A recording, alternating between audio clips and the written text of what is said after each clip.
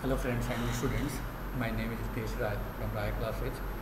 आज की video lecture में जो मैं सोल्यूशन जो आपका मिड टर्म है हुआ है इलेक्ट्रिकल साइंस का जो पेपर आया है यूनिवर्सिटी से आता है ये मिड टर्म का, उसका सोल्यूशन मैं प्रोवाइड करता हूँ कि जो क्वेश्चन हैं किस टाइप के उसके सोल्यूशन आपको लिखने हैं।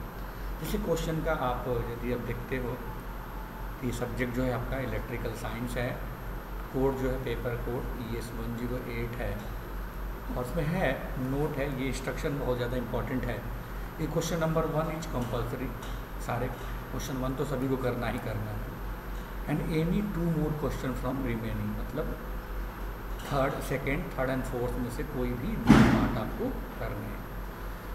तो क्वेश्चन 1 कंपलसरी है, तो क्वेश्चन 1 का फर्स्ट पार्ट देखते हैं। तो कहता है differentiate between linear and non linear element. तो फर्स्ट का ए है जो क्वेश्चन, तो हम बात करते हैं लीनियर एलिमेंट की।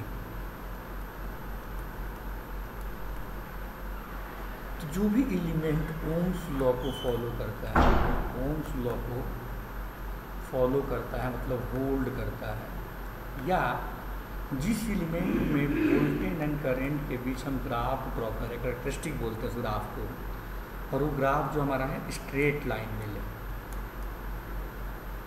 Straight line like this. मान लीजिए वोल्टेज है और ये करंट, इस टाइप की ग्राफ मिले स्ट्रेट लाइन, मतलब इसको वोल्ट एम्पियर कैरेक्टरिस्टिक बोलते हैं। तो जो भी ओम्स लॉ को होल्ड करता है या फिर volt ampere characteristic straight line होती है उसको लीनियर एलिमेंट बोलते हैं। जैसे एग्जांपल है रेजिस्टेंस के, बी पार्ट है नॉन लीनियर। तो जस्ट इसके अपोजिट हो जाएगा आपका जो भी एलिमेंट ओम्स लॉ को होल्ड नहीं करे, या जब वोल्टेज एंड करंट के बीच ग्राफ ड्रॉ करें हम, ग्राफ का जो नेचर हो वो नॉन लीनियर हो। जैसे में आपका ट्रांजिस्टर है, जैसे में आपका ट्रांसफॉर्मर है, ये आपका क्या होता है नॉन लीनियर। इनके बीच हम यदि ग्राफ ड्रॉ करते हैं, है ना, वोल्टेज करंट एंड वोल्टेज के, तो इस टाइप के मिलते हैं, है ना, लीनियर है, जिसको हम बोलते हैं नॉन लीनियर है। सेकेंड पार्ट है इस क्वेश्चन का, वो फर्स्ट का ये पार्ट का था linear and non linear. Second part है एक्टिव एलिमेंट, तो जिसके पास which have its own energy, जिसके पास अपनी इट्स ओन एनर्जी, या फिर जो एनर्जी सप्लाई करे, लाइक एग्जांपल हो गया हमारा वोल्टेज सोर्स मतलब बैटरी हो गई, करंट सोर्स सोलर सेल हो गया, उसके बाद जनरेटर हो गया, चाहे AC हो चाहे DC। ये क्या हो जाएगा आपका एक्टिव। पैसिव एलिमेंट, पैसिव का मतलब है कि it not which have not it's own energy, which have not it's own energy, या जो भी एनर्जी सप्लाई करे अदर नेटवर्क का, या फिर बोलते हैं कि जो भी एनर्जी कंज्यूम करे, है ना। जैसे एग्जांपल हो गया रेजिस्टेंस, इंडक्टेंस एंड कैपेसिटेंस, ठीक है। These are the passive element. First का बी पार्ट है क्वेश्चन का, फर्स्ट का बी कह रहा है कि determine the value of power factor. आप क्वेश्चन देखेंगे, कह रहा है determine the value of power factor RLC circuit, इसमें रेजिस्टेंस 50 ओम है, XL की वैल्यू दिया है, XC की वैल्यू। तो Z इक्वल टू होता है, यदि RLC सर्किट है, √R² plus XL minus XC का होल स्क्वायर। R की वैल्यू दिया है हमें क्वेश्चन में, कितना दिया हुआ है 50 का स्क्वायर कर देंगे। XL की वैल्यू हमें दिया है 100, XC की वैल्यू दिया है 25, ये हो जाएगा 2500, ये हो जाएगा 75 × 70, इसको सॉल्व करेंगे हम, है ना। 75 इंटू 75 यह है 5625, 2500 प्लस 5625, और इसका रूट ले लेंगे हम जोड़ के, इसकी वैल्यू आएगी 91.13। ये क्या आ गया आपका इम्पीडेंस। सॉरी क्या निकालना है, determine the value power factor. तो cos फाई क्या होता है, power factor equal to cos phi equal to R/Z। R की वैल्यू है 50 और ये हो गया 91.3, तो 50 डिवाइडेड बाई 90.13, ये आ गया 0.55। पूछा जाता कि मान लो कि लीडिंग है या लैगिंग है। एक्चुअली क्या है कि पावर फैक्टर का नेचर जो डिसाइड करता है करेंट के नेचर, और यहाँ पे एक्सेल जो है ग्रेटर देन एक्सी से बड़ा है, तो ये क्या होगा, करेंट लैगिंग होगा, तो पावर फैक्टर का नेचर भी क्या होगा आपका लैगिंग। पूछा नहीं गया, यदि पूछा जाता तो आपको लिखना पड़ता। सी है, find the equivalent star connection. हमें एक सर्किट दिया है, डेल्टा कनेक्शन, ये ए पॉइंट है, ए बी एंड सी, सारे रेजिस्टेंस दिया हमें, ये भी 5 ओम है, ये भी 5 ओम है, और ये भी 5 ओम है। तो स्टार होता है हमारा, जैसे रिलेशन होता है आर डी इक्वल टू, जैसे मान लो कि हमें आर सी निकालना हो, डेल्टा कनेक्शन स्टार दिया हो तो डेल्टा कनेक्शन दोनों को मल्टीप्लाई, हमें डेल्टा ने दिए, डेल्टा निकालना हो आर डी इक्वल टू होता है, दोनों को मल्टीप्लाई कर देते हैं। तो मान लो आर एस, दोनों रेजिस्टेंस बराबर हो जाते हैं हमारे, R S into R S upon R S plus R S plus R S. Okay, delta तो स्टार के लिए ये होता है आपका, इन दोनों को मल्टीप्लाई कर दो, इन दोनों को ऐड कर दो, तो ये हो जाता है आर एस, कैंसिल हो जाएगा ये 3 R D equal to R S by 3। तो हमें आर एस निकालना है, तो आर एस इक्वल टू क्या हो जाएगा 3 इंटू आर डी, और डेल्टा कनेक्शन रेजिस्टेंस कितना दिया है, सारे रेजिस्टेंस तो 5, तो 5 इंटू 3 इंटू क्या हो जाएगा 15। नेक्स्ट क्वेश्चन है आपका डी क्वेश्चन, कह रहा है कि find the value of voltage. आप क्वेश्चन डी को देखोगे, find the value of V1, यहाँ के वोल्टेज और यहाँ के वोल्टेज फाइंड करना है। तो मैं आपको इक्वेशन बता दूँ कैसे लिखते हैं। सर्किट हमारे इस टाइप की है, सर्किट पहले ड्रॉ करो। सर्किट ड्रॉ करेंगे तो पहले सर्किट ड्रॉ कर लेते हैं हम लोग। तो ये मान लो एक रेजिस्टेंस है, उसके साथ एक आपको बैटरी दिया हुआ है प्लस से माइनस, फिर आपको एक रेजिस्टेंस दिया हुआ है, फिर एक रेजिस्टेंस दिया है, एक बैटरी दिया हुआ है, फिर यहाँ पे भी एक रेजिस्टेंस है, फिर यहाँ पे भी एक रेजिस्टेंस है, और इसको रेफरेंस कर दिया है। ये वोल्टेज है 10 वोल्ट, ये है 5 ओम, ये है 1 पॉइंट, ये है 3 ओम, ये है 20 वोल्ट, ये प्लस, ये हो गया माइनस, ये है 4 ओम, ये हो गया 2 ओम, ये है भी आपका 2। तो नोडल में पहले क्या करते हैं हम लोग कि नोड, तो पहले से 1 और ये क्या कर दिया 2 मेंशन कर दिया। रेफरेंस नोड भी ऑलरेडी गिवन है, तो आप जाओगे मेरे इलेक्ट्रिकल साइंस के चैनल के वीडियो में, सारी चीज़ें आपको दिखेंगी। करंट की डायरेक्शन अपनी मर्जी से ले लो। मान लो ये करंट I1 है, I2 है, इसको मान लो I3, इसको मान लेते हैं I4, इसको मान लेते हैं I5। अच्छा, नोडल से हमारा सॉल्व होगा। कोई लिखा है नोड लेना सी, तो KCL अप्लाई करते हैं 1 पे। इनकमिंग करंट I1 है, लिखेंगे अप्लाई KCL एट नोड 1। तो इनकमिंग करंट क्या है, I1 इक्वल टू क्या हो जाएगा I2 प्लस I3। I1 की वैल्यू हो जाएगी 10 minus V1 by 5 equal to I2 क्या हो जाएगा हमारा V1 प्लस से माइनस हो रहा है तो 20 वोल्ट माइनस V2/3 और I3 की वैल्यू हो जाएगी V1/2। ओके, यहाँ पे इक्वेशन ये बन जाएगी। फिर अप्लाई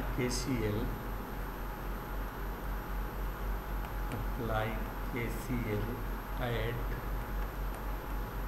नोड 2 पे अप्लाई करते हैं। कितनी ब्रांचेज है 2 पे?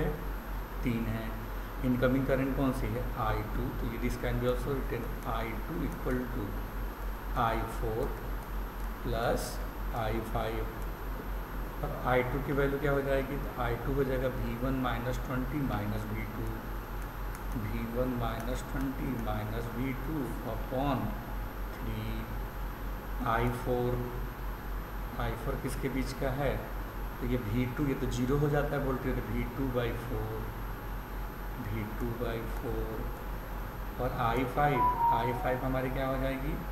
I5 होगा V2/2। दो इक्वेशन है, दो अननोन है, दोनों को सॉल्व करके हम V1 और V2 की वैल्यू क्या कर सकते हैं? फाइंड आउट कर सकते हैं। ओके, नेक्स्ट क्वेश्चन है ई पार्ट फर्स्ट का। Define real power, reactive power, complex power and power factor. तो रियल पावर को ही हम ट्रू पावर बोलते हैं, इसी को एक्टिव पावर बोलते हैं, जिसको P से डिनोट करते हैं। और P इक्वल टू होता है VI cos phi। V और I आपकी क्या होती है? RMS वैल्यू होती है, ये वॉट में होता है। सिमिलरली रिएक्टिव पावर को हम टोटल वोल्ट एम्पियर भी बोलते हैं। Q से डिनोट करते हैं VI sin phi volt ampere reactive. उसके बाद है आपका ये कॉम्प्लेक्स पावर, से डिनोट करते हैं और इसको लिखते हैं P प्लस J/Q, दोनों है कॉम्प्लेक्स पावर। फिर पावर फैक्टर cos phi, एक तो होता है cos phi, होता है R/Z। दूसरी डिफिनीशन है, यहाँ से हम निकाल सकते हैं P equal to VI cos phi, तो cos phi equal to P/VI, मतलब it is also ratio of active power upon apparent power. तो फर्स्ट का ई का क्या हो गया? ये आपका आंसर हो गया। ठीक है, अब आते हैं हम थर्ड के, फोर्थ के ए एंड पहले फोर्थ के बी में। ओके, फोर्थ के जो ए है, क्वेश्चन ये कहता है कि what is the resonance series RLC circuit. आप आओगे क्वेश्चन पेपर देखोगे, फोर्थ के what is the resonance in series RLC circuit, derive the expression for series resonance frequency, quality factor and bandwidth for the same. तो series RLC circuit की जब बात करेंगे तो हमारे पास रेजिस्टेंस, इंडक्टेंस एंड कैपेसिटेंस क्या होना चाहिए? सीरीज में है। हमें सप्लाई दे दिया, ये हो गया R, L and C, current I, supply हो गई V equal to V0 sine omega t। इसके क्रॉस जो ड्रॉप होता है VR, इसके क्रॉस जो होता है VL और इसके क्रॉस जो होता है VC। फेजर जब भी ड्रॉ करते हैं इस सीरीज में है तो एक्स एक्सिस पे वो क्वांटिटी लेते हैं जो सर्किट में सेम, करेंट सेम होगा। R के केस में वोल्टेज एंड करेंट दोनों सेम फेज में होता है। L के केस में वोल्टेज लीड करता है VL, और C के केस में हमारा वोल्टेज क्या करता है? करेंट से लैग करता है, मतलब नीचे।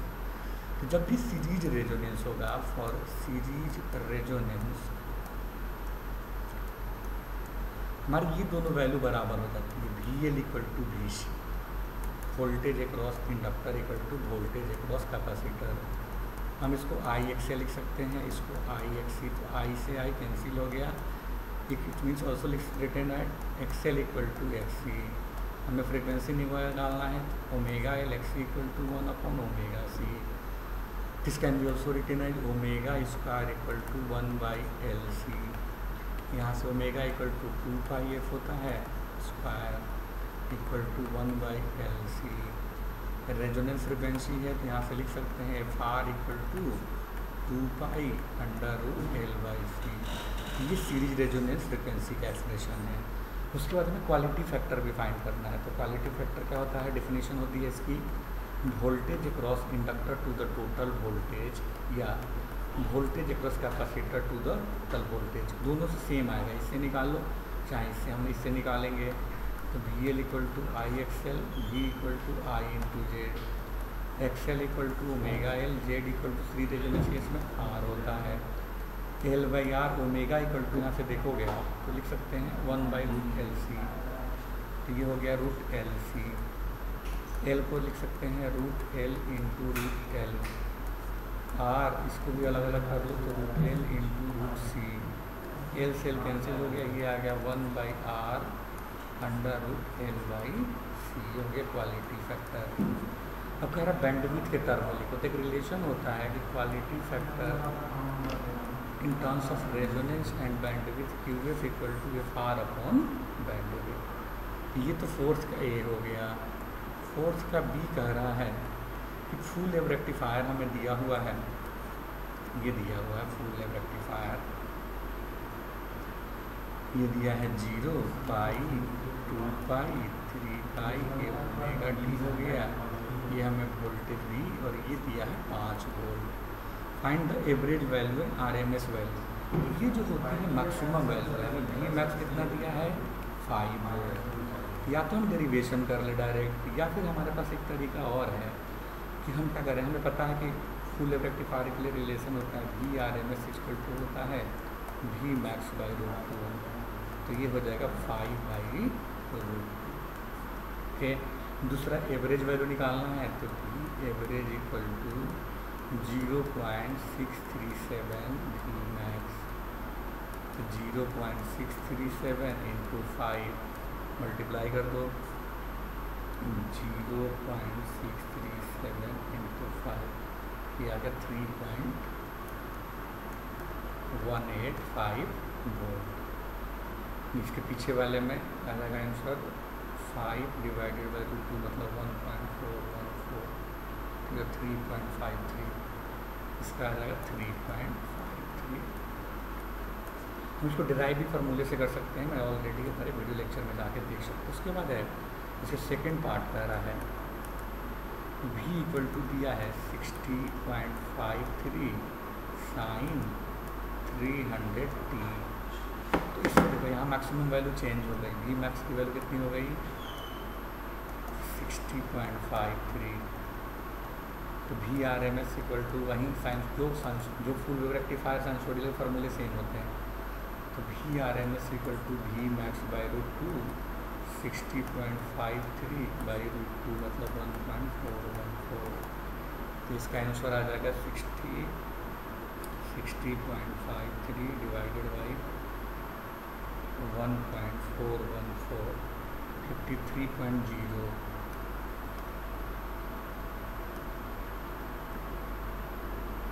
We average equal to 0.637 into V max होता है, ये हो जाएगा 0.637 इंटू वी मैक्स कितना है 60.53, तो 60.53 मल्टीप्लाई बाई 0.637, ये आएगा 38.55 वोल्ट। ओके, तो ये फोर्थ का ए एंड फोर्थ का बी है। अब चलते हैं थर्ड के, पहले बी करते हैं। थर्ड का बी देखो आप, बहुत आसान है। थर्ड का बी कह रहा है कि ये resistor in capacitor connected in series with a variable inductor in the circuit is connected to voltage दिया है, फ्रिक्वेंसी दिया है, मैक्सिमम करंट दिया है, फिर कह रहा है वोल्टेज अक्रॉस कैपेसिटर दिया है। तो पहले लिखो क्या क्या दिया है। गिवन डेट थर्ड के बी, गिवन डेट वोल्टेज दिया है 240 वोल्ट, फ्रिक्वेंसी दिया है 50 हर्ट्ज, मैक्सिमम करंट दिया है I0 0.1 एम्पियर। उसके बाद हमें दिया है वोल्टेज अक्रॉस कैपेसिटर VC की वैल्यू 250 वोल्ट। हमें R निकालना है, C निकालना है and value resistance R, C and L की वैल्यू निकालना है। हमें पता है कि जब मैक्सिमम करंट जो होती है आई नॉट, रेजोनेंस के केस में V बाई आर होता है, तो हमें आर निकालना है। तो आर इक्वल टू हो जाएगा V बाई आई नॉट, तो V 240 अपॉन 0.5 मतलब 2400 डिवाइडेड बाई 0.5 4800 एम्पियर। अब निकालना हमें C की वैल्यू और L की वैल्यू। तो हमें VC इक्वल टू पता है, VC इक्वल टू होता है IXC और XC इक्वल टू होता है 1/ओमेगा C निकालना है तो C equal to I omega वगैरह 2πf VC। हमें I दिया है 0.5, 2 पाई की वैल्यू दिया है 3.14, F दिया है 50 और VC की वैल्यू दिया है क्वेश्चन में 250। इसको सॉल्व करके हम C निकाल लेंगे, C की वैल्यू। फिर हम जानते हैं कि ओमेगा स्क्वायर इक्वल टू क्या होता है 1/LC। तो यहाँ से हमें L निकालना होगा, तो L equal to omega square मतलब 2πf का स्क्वायर इंटू C, मतलब this can be written as 1/4 pi square F square C हम यहाँ से निकाल लेंगे, जो भी वैल्यू आएगी C की पुट कर देंगे। फ्रीक्वेंसी हमें दिया हुआ है पाई की वैल्यू, तो यहाँ से L की वैल्यू हमारी क्या हो जाएगी फाइंड आउट कर लेंगे। अब थर्ड का A देखो आप, थर्ड का A जो है कह रहा है एक सर्किट है हमारी, है ना, इस टाइप की सर्किट है, ये प्लस माइनस, ये रेजिस्टेंस है और ये आपका वेरिएबल रेजिस्टेंस R है। इसकी वैल्यू फाइंड करना सो डेट की पावर विल बी मैक्सिमम। ये हो गया 30 ओम, ये हो गया 60 ओम, ये हो गया 90 वोल्ट दिया हुआ क्वेश्चन में 90 वोल्ट, ये है 60 ओम। तो कह रहा है कि R का फाइंड वैल्यू करो सो डेट की पावर विल बी मैक्सिमम, और मैक्सिमम पावर की वैल्यू फाइंड करो P मैक्स, है ना, find the maximum power active, ठीक है, P मैक्स। तो P मैक्स इक्वल टू होता है VTH स्क्वायर अपॉन 4RTH, और जो R होता है RTH के इक्वल होता है, ठीक है। तो थोड़ा सा इसको हम यदि यहाँ पे करंट सोर्स से वोल्टेज सोर्स में कन्वर्ट कर दूँ तो सर्किट और थोड़ा सा सिंपल हो जाएगा।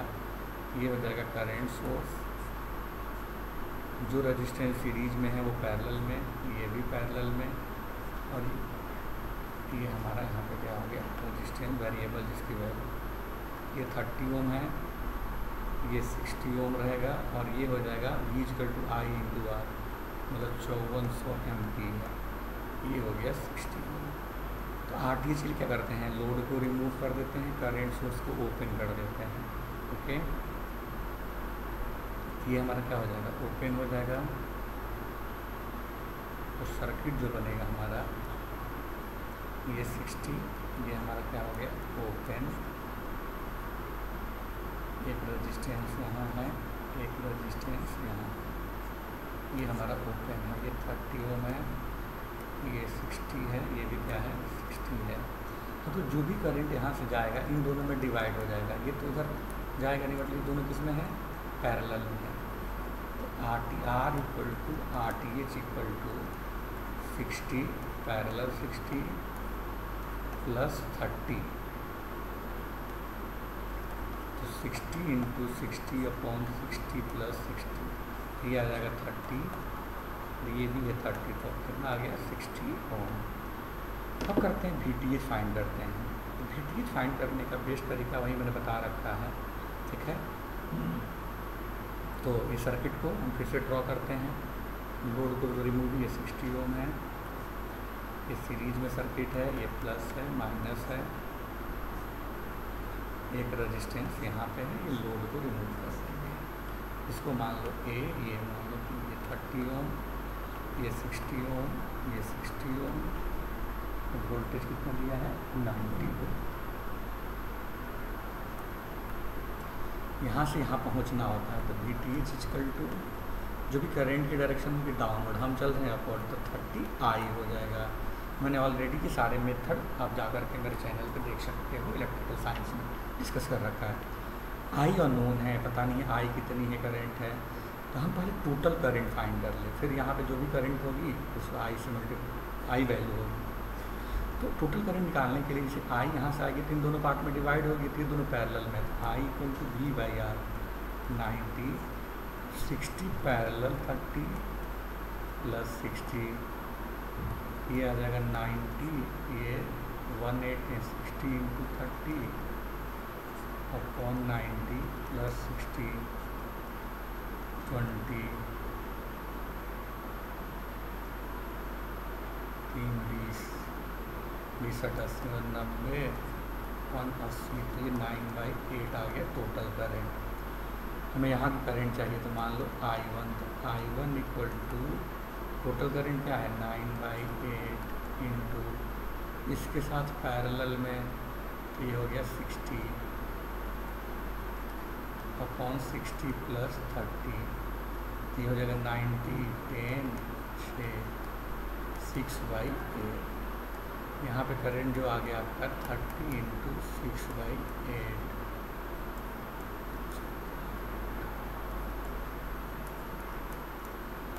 45/2 volt.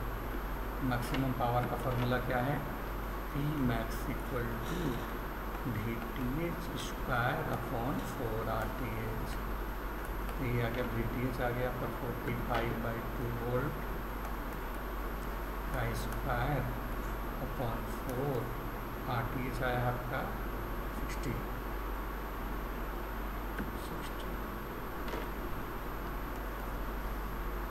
45/2 22 into 22.5 506.25 divided by 240 2.10 volt. ये आपका सोल्यूशन है। आप मेरे चैनल को Rai classes by Ritesh Rai like and subscribe करिए, सो दैट कि जो भी अपडेट है आपको देखने का मौका मिल जाए। Okay, thank you.